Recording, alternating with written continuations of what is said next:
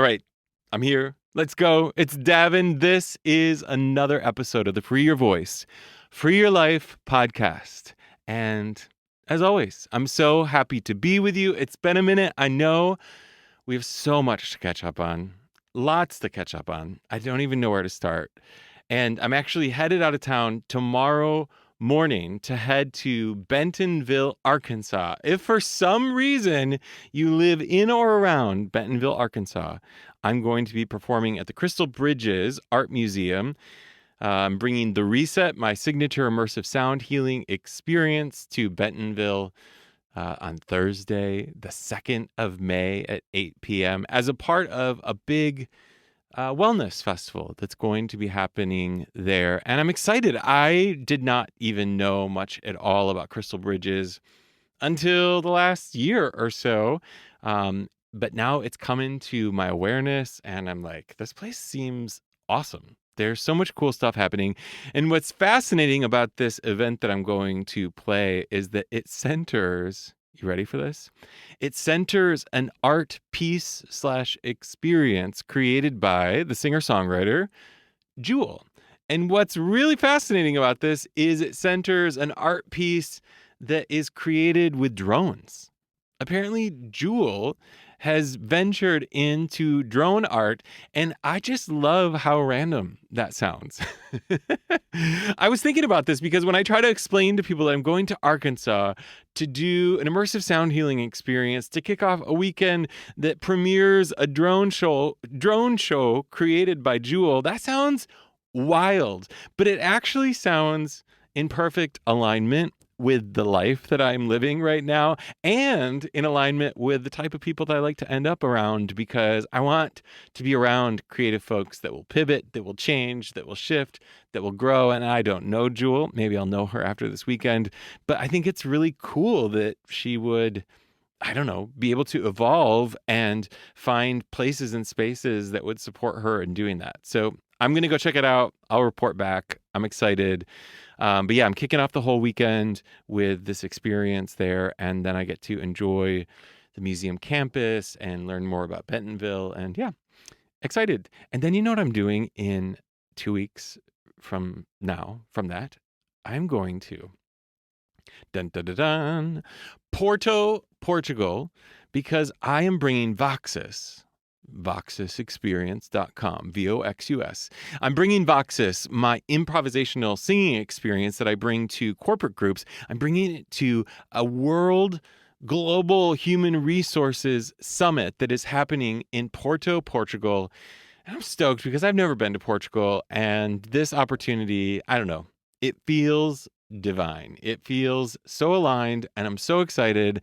And I get to kick off that thing too. I will be the first thing that those people experience, and it is going to be unlike anything they have ever experienced before. I'm going to get them to use their voices. I'm going to get them to be in their bodies. I'm going to get them to connect with each other. And I promise you, they are going to walk away surprised, delighted, smiling, because that's just how it works. That's how this whole thing called singing and the voice, and even better, community, that's how it works. Yeah. There's a bunch of other stuff that's happening too. If you live in or around Chicago, I hope you'll check out what we're doing with Chicago Circle Singing, which you can find at chicagocirclesinging.com. But if you want like a general home to find all of the different snippets that I'm working on, head to davinyoungsvoice.com. But can I just tell you, friends, this summer, this year, I've been sharing with you here along the way some of my intentions, some of my areas of growth, what it is that I'm moving toward. And this summer is just unfolding in a really, really, truly remarkable way. In some ways, it feels exactly as it should be, because it's what I imagined. It's what I put the work in to do. But it also feels like a huge surprise that all that I've been seeking, all that I've been manifesting, it's unfolding before me. And I'm so, so grateful. And I just am grateful to have you here too in this community to share with you and hopefully inspire you, because I'm on this journey just like you are, to live a full flourishing life, one that is full of creativity, one that is full of self-expression, one that is full of joy, one that is full of love and community. And I'm just doing everything in my power to stay in that flow, in that alignment. And there have been many challenges along the way. But can I just tell you that the overall delight of it all is the highlight? The overall joy is the highlight, and it is where I'm focusing my attention and my energy. So, yeah, here I am, grateful, amazed, in awe, and in deep connection. I wanted to share with you something today that's been on my mind, and it was sort of inspired. It's been inspired by a number of experiences that I've had in coaching, but in my own personal creative endeavors too. But there was one specific experience that happened recently with a client that I thought might serve as a jumping off point for what it is that I want to talk to you about today, which is your inner knowing, your inner deep knowing. You might call it your inner being. You might call it your inner self. You might call it your essential self. You might call it source. You might call it spirit. I don't really care what you call it, but that part of you, that deep, deep, deep part of you that knows, that knows, that knows. Now, I want to say that if you don't feel immediately aware of that deep part of yourself, welcome to the club. There's so much about our experience as humans that conditions us to quiet our connection to that deep knowing. There's so much about our experiences, the things that have happened to us in our lives that have taught us it might be safer to shut off that connection to that deep knowing. But it is such a noble and worthwhile cause to find your way back to it, because all of the answers that you seek are found there. Now, where is there? That's the $1,000,000 question, right? Okay, so I wanted to tell you about this experience. So I was working with a client the other day, and there's a good chance that she will know who she is as she hears this story unfold. But I was working with a client the other day, and she has been struggling with, let's say, chronic vocal fatigue. She experiences chronic constriction and hoarseness as a result of that. And over the last 6 months or so, we have been really pulling the pieces of that apart. But something is shifting in her professional life where she has to go back to some of the places and spaces where that had, let's say, mounted up in the past. And so now she's trying to find her way back in from a different point of view with this new awareness and understanding, but quickly found herself breaking into old habits and struggling. And so it was a really great time to just connect and remind her of the work that we have done. But in the connection, I was demonstrating for her some of the differences in what it meant to make a sound in my body that was based in constriction or tension or tightness, and then make a sound that was freer and easier and more open. So I was singing, and on the second one, the one that was freer and easier, more open, one of the hallmarks of that was I was showing her how I literally physically move my body, adjust my body, particularly my head and my neck, to try to alleviate some of the tension that might habitually be there in my throat, in my neck, in my shoulders, and just simple sort of jostling movements. But I was showing her how you could hear the tension within the sound sort of break away. Like, even if you weren't watching me, even if you didn't see exactly what I was doing, you could hear that sound shift and move until it sort of released and opened. Now, I want to talk more about this in a little bit, but I want to say too that one of the things that comes to mind when I think about this is experiences that I have had historically in either teaching, coaching, or attending master classes, where working with someone, helping them find more freedom and ease in their voice in front of a group, helping them make sounds that were new and different to them, and sometimes getting them to do so, and then watching the room get really excited. This happened in my group coaching in the past. It's happened in virtual spaces and physical spaces. But when someone makes a sound that sounds more open in their body, the best way that I describe this is that it's like the lights get brighter in the room. Very literally, it's like everything sort of opens up and brightens and feels more alive. And it's fascinating when you do this in a group because you just see people get excited.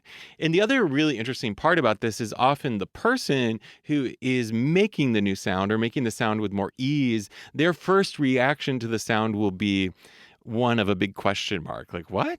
That? I don't know about that. But then you look around the room and everyone else is freaking out and they're like, yes, that. Keep doing that. So anyways, back to this session with my client where I'm demonstrating this difference in these sounds. And she heard the difference and she said to me, oh, that was really exciting to hear. And then she said, and this is the part, it actually gives me chills as I think about this, but this is the part that really got me excited. She said, it's like my body wants that. It's like my body knows that. Yeah. Yes, your body does. In fact, your whole being does. So often we move through this world from a place of tension and constriction. We move through this world from a place of inhibition. We sing, we use our voice in a way that feels constricted, in a way that feels tight, tense. And our mind does a really brilliant job of normalizing that. We will tell ourselves that just must be how it is, or that must just be the best that I can do, or that's just what I got here right now. And while there's some value in accepting where it is that you are, we can very quickly diminish our ability to connect to the part of ourselves, the deep knowing within us, the inner knowing, the inner being that says, yeah, but there's more. And not from a way of dissatisfaction, fundamental dissatisfaction, but more from a position of in pursuit of more freedom, more happiness. When she heard me and she said, oh, it's like my body knows that. It's because her body does know that, because there is an essential part of you that is free. There's an essential part of your voice that is free, because here's the thing, you were born free. You came into this world without those inhibitions. You came into the world without those stories, without those narratives that you've spun about yourself, that I'm this person, that I do this, that I sound like this, that this is how it is in my body, that I've always struggled with this. But over time, you've come to believe those experiences, and the habits and the repetition of certain ways of being in your body has hammered them home. And so you just accept them as true. And it's normal. We all do it. You only know what you know. But there's this magical experience that can happen when we're in community with others and we hear someone else sing and you go, oh, that. I like that. But then the other piece about this is I like that because I know that. I know that somehow in my body. And while I might not be able to make that sound right now, there's something in me that longs for that. And it opens up a new realm of possibility, a new portal for understanding. And so then after I made those sounds and I wiggled my head and I jostled and I showed her what it was like to release some of the, tension that I might be experiencing on that day, we were able to take her into her voice, and she had a new understanding around what was possible for herself. And she was able to alleviate more of the tension and constriction that she had felt limited to prior to that. It's a really, really powerful experience. But what I'm just feeling so passionate about is just wanting desperately to remind all of us to not settle for discomfort. Now, this gets complicated because I want to be clear that I'm not saying to not accept your discomfort, not accept the reality of your discomfort, because your discomfort is the contrast that's always pointing you to the truth of abundance. Okay, are you ready for this? The discomfort, the dis-ease, the constriction, the tension, if you pay attention to it, your body knows, your spirit knows, your heart knows, your mind knows that that's not it. That doesn't feel right. So what we do so often is we desperately try to distract ourselves from it, or we throw our hands up and say, that must just be all there is. Sometimes we give up completely because we're like, wow, this isn't working how I want it to, so I can't do it. But there's a deep part within you that if you become intimate with the discomfort, if you become intimate with the edginess, the itchiness of it all, there's a deep knowing within you that you have the capacity to access more, that you have the capacity to manifest something so much bigger, so much better, so much freer, so much easier. Now, it's not to say that you might not need resources, people to help you and show you and point you in the direction of what that is. But when they do, if you've become intimate enough with your inner being, with your deep knowing, when they point you toward these things, it will feel like a homecoming to yourself. The light bulb that goes on or gets brighter will simply illuminate the house or the room that you've already been in. And you'll be able to see that it has so much more beauty than what you were seeing because you were sitting in the dark.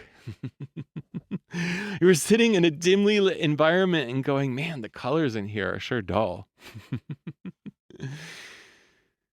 One of my hopes with the work that I do is that I will continually illuminate for others the rooms that they are in, and that they will see that it is within their capability and their capacity to keep the light shining real bright, and to then discover the beauty of the space and the place that they're in their lives.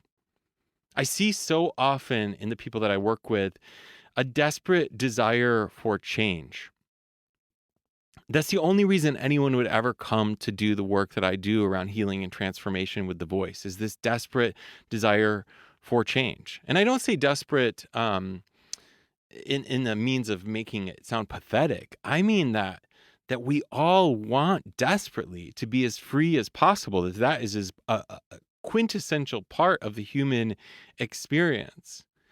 And like I said, many folks will resign themselves to a belief that that's not possible. But some folks, probably you, are pursuing practices, spiritual practices, meditative practices, contemplative practices, embodied practices, creative practices that are meant to reconnect you with that deep knowing. And so you come to someone like me and you go, I know there's something more for me.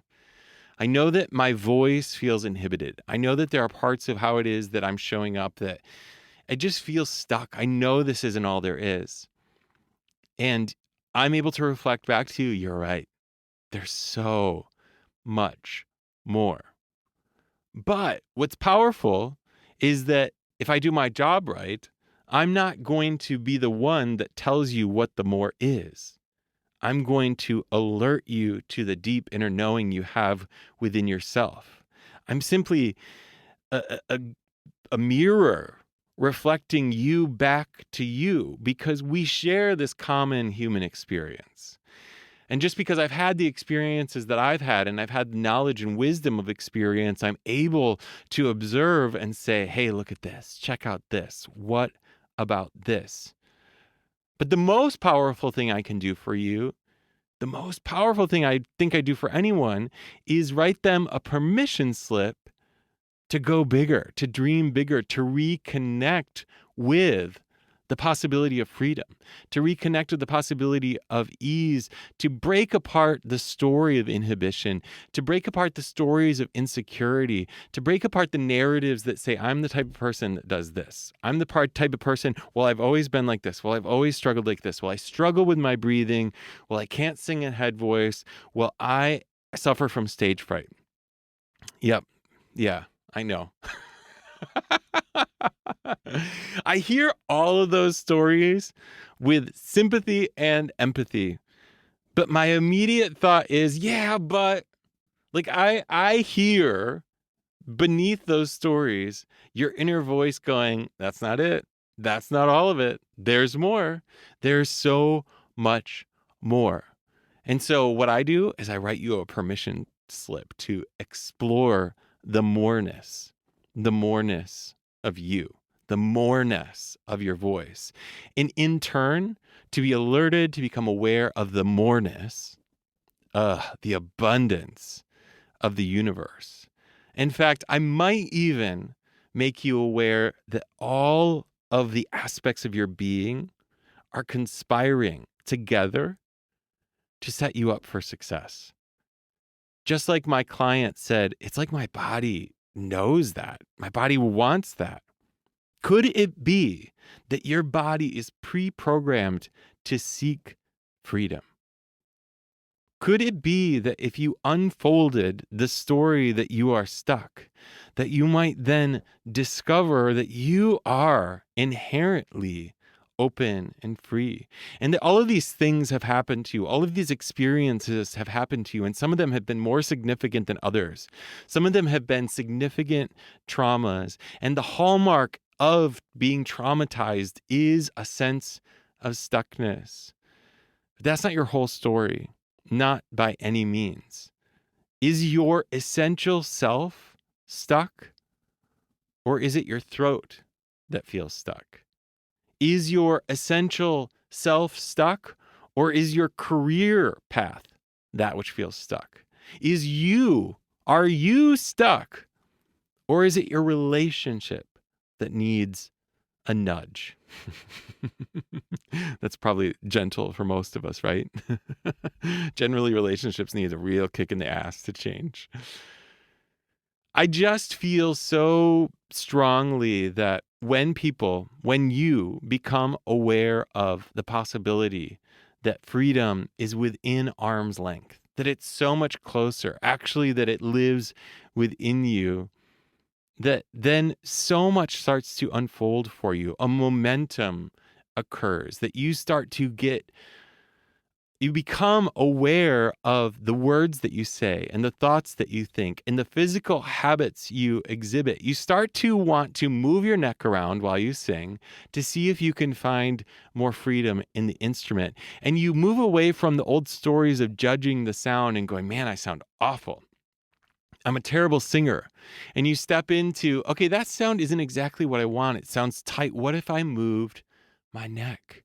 What if I adjusted the position of my tongue? What if I found more flexibility in my jaw? What if I explored higher and lower pitches? What if I breathed deeply? What if I relaxed my lower abdomen when I breathed in? What if I had my shoulders back and my chest high? What if? A path of curiosity. And you know who's asking those questions? That deep knowing within you, your inner being, your inner self, your essential self. That is who asks those questions. But we're afraid so often, rightfully so, but we're afraid to actually allow those questions to arise to the surface, because if we do, they will foster change. They will inspire change within us.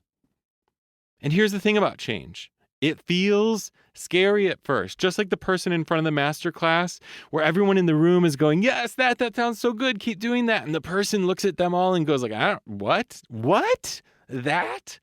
No. The other day I had another client and we were working on making, you'll have to return to some previous episodes if any of these terms feel confusing to you. But we are working on making a chest mix sound, and we've really been working on finding more freedom in his head voice to begin with, and he's finally found that. And as a result, we were able to access chest mix in a different way. And when he made the sound, he said to me, "What?" And I was like, "Oh yeah, that." And he said to me, "That sounds so thin. It sounds so reedy. It sounds so weird." And the cool thing about this experience is those words that he just used are the exact same words that I used when I first discovered these sounds in my voice. And so I was like, yep, my friend, I know it's weird. I know it's different. I know it's unexpected. And that's how change works. So often we want change, but we expect that it'll show up based on what our previous experiences have been. But change actually only shows up when it's different. And that is uncomfortable. That is strange. That is weird. That has us questioning everything about who we are. If that's the right sound, what does that mean for the rest of my voice? Good question. If this feels good, if actually allowing myself to do this, if actually allowing myself to pursue this, if this feels good, then what else? What else does this mean? It's a really, really valuable question, and it's really at the heart, at the essence, at the center of the work that I do. Because if we inspire even the smallest change, it is going to rock your world. And it won't just be about your voice, it'll be about everything. Because if I can sing like this, if I sound like this, if I move like this, if I feel like this, what else? Where else? Why am I missing this elsewhere? What if freedom? What if joy? What if happiness? What if peacefulness? What if ease? What if that is available to you in all aspects of your life? Are you even willing to examine that possibility? Because your inner being, your deep knowing, that deep, deep knowing within, it already knows that it is possible. It just wants you to recognize. It wants you to have the courage to stop and listen, to be kind and compassionate to yourself, to notice the judgmental voices, to notice the voices that tell you that you should be ashamed, that you should be embarrassed, that you're no good, that you're not going to get any better. To hear those voices and say, hey, that's not been working for us. I know that that's a mode of protection based on previous experiences, but what if I'm going to be okay? In fact, what if I'm going to be great? In fact, what if letting myself do this is a fast path to getting a lot better, to feeling a lot better, to feeling joyful about myself, to not continue to spin down the spiral of self-loathing, to move into a high vibe place where you are just feeling lit up about all of these different areas of your life. And people around you, they notice. The other day, I ran into a client on the street who was with her partner, and we just that we're saying, hey, and her partner looked at me and he goes, thank you. Thank you. This has been so exciting for her. And every day she's just happy. And I walked away from this brief interaction going, what the? Like, I know that that's the power of this work, but when it gets affirmed to me like that, I'm just so excited about the ripple effect. Like, what else might transpire in her life? I mean, I want her to sing. I want her to sing and feel joyful singing. I want her to sing and feel so lit up about her voice. And I want her to feel so generous and encouraging with her path of exploration and growth. But what I really want is for her to feel satisfied as a person, to feel in deep satisfaction, feel in deep connection with her inner knowing, and know that that is just the path to more and more and more and more and more abundance, to more opening up, to more freedom, to more ease, to more light, because that's infectious. I mean, if you're a partner of someone and you see them happy and joyful, what does that do to you? I mean, in my life, whenever my partner is experiencing joy and happiness, that provokes the desire within me that we both travel down that path together. This happens in families, this happens in friendships, especially happens with people that are ready. They're ready in that moment for you to be the symbol, to be the light, for your inner being, for your deep knowing to shine through bright enough that you positively impact everyone that you come into contact with, that you have no choice but to be a bright light in often dimly lit rooms because you're just living that life. You've given yourself. You've taken my permission slip and you've written it again and again for yourself and given yourself the chance to move into flourishing. Now, look, I know that if what I'm describing feels not at all close to where you are right now, you might be rolling your eyes at me, and that's okay. Because I know from experience that if you just get still enough to listen, if you just become intimate enough with the ways in which you feel stuck, the ways in which you feel uncomfortable, if you're just willing to open up with curiosity to some new possibilities, if you're just able, courageous enough to confront change, all of this will suddenly be illuminated for you and you'll go, oh, I see. And then what transpires after that, it's like rolling a snowball. It just collects more and more and more and more, and it gets bigger and bigger. And it's really important too that if you need support throughout this, that you look for people. You look for people that live this kind of life. If you want to live freely, surround yourself with others that are living freely. If you want to stay stuck, stay around people that are very committed to doing the same thing over and over and over again. This is why I was saying earlier that it's easy to be dismissive of someone like Jewel when you hear like a drone show. Jewel did a drone show. Yeah, but how badass is that? Imagine having that sort of fame, so much riding on you, and being willing to take these sorts of risks, being willing to pivot.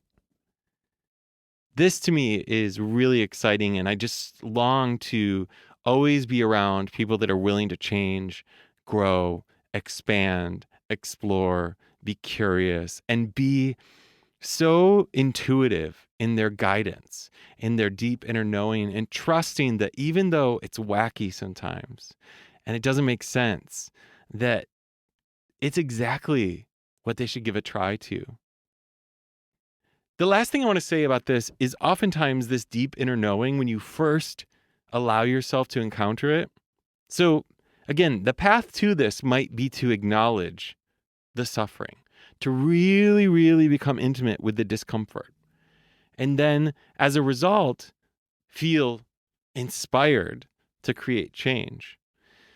But like I said, often the change that presents itself, or the options to change, they're going to feel irrational. They're going to feel crazy. They're going to feel goofy. They're going to feel like they would inspire judgment from others. They're going to feel very outside of the norm of what other people are doing around you. They're going to feel unconventional, like they don't make sense. They're going to feel confusing at first. Why would this? But at the heart of this topic is, if you want to create change, if you want to really trust the inner being, if you want to trust your deep knowing, if you want to follow your intuition, you have to be willing to try something new. You have to be willing to do something different. You have to be willing to do something that doesn't make sense. Because the things that you've been doing, the ones that made a lot of sense, the ones that made financial sense, the ones that made sense for where you live, the ones that made sense for your relationship, the ones that made sense for your age, etc., they got you where you are. They continue to keep you where you are. So the thing that doesn't make sense, the thing that feels crazy, that feels wild, that feels irrational, are you willing to give it a try? And not just once, not just once. Don't just give it a try and say, that didn't work and give up. No, are you willing to pursue what feels just a little bit wild, what feels a little bit unpredictable, what feels a little bit crazy, because that's where the change happens. That's where you're playing by a different set of rules. That's where you're playing by the rules from within. And they're not exactly aligned with the world's rules. They're not exactly aligned with the rules of your family or the rules of your institution that you've been a part of, et cetera, et cetera. These are new rules. This isn't based on old systems. This is based on the system that you're trying to create. New creation, because you are a creative being. You were brought to this earth to create. And the only way to allow yourself into new creation is to trust and to know and to come home to the deepest parts of yourself that are, by their inherent being, inspired. Inspired. This is a path of listening. This is a path of curiosity. This is a path of exploration. This is a path of deep, deep, deep knowing. Deep knowing. My friend, may this be your permission slip to get quiet, to trust, to allow, to receive, to see what your body wants, to see what your heart wants, to see what your spirit wants. And as a result, may you pursue that which you know. All right, until next time, peace.